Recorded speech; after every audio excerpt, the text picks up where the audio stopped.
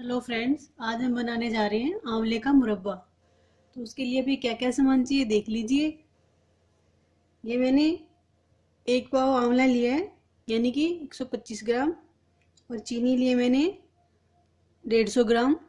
थोड़ा उससे ज़्यादा, आंवले के वेट से ज़्यादा चीनी रखनी है। मैं थोड़ा आपको बना के दिखा रही हूँ। जितना आंवला है उससे थोड़ी सी ज़्यादा चीनी लेंगे। तो अब हम बनाना शुरू करते हैं। आंवला बनाने के लिए हमें थोड़े से, जो थोड़ा येलो कलर आ जाए वैसे वाले आंवले लेने चाहिए, जो अच्छे पके हों।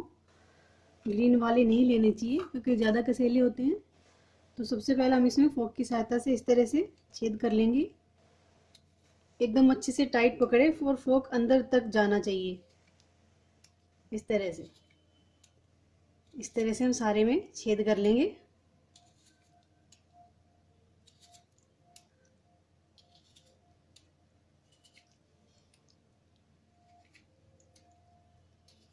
ये देखिए, मैंने इसमें सारे में छेद कर ली। इसी तरह से मैं सारे रेडी कर लेती हूँ। तो देखिए, मैंने सब में छेद अच्छे से कर लिए हैं। अब हम इनको एक पैन में डालेंगे। इसके ऊपर ही चीनी डाल देंगे।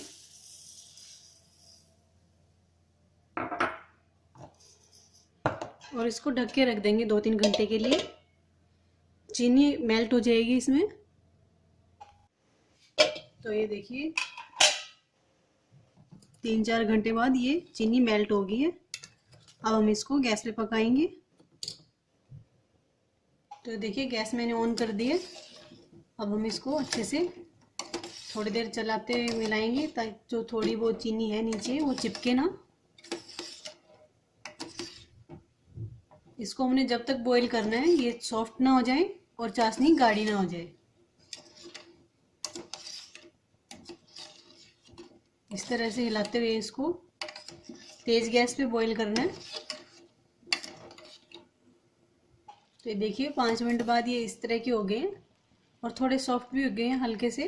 अब हम इनको गैस सिम करके 2 मिनट और पकाएंगे।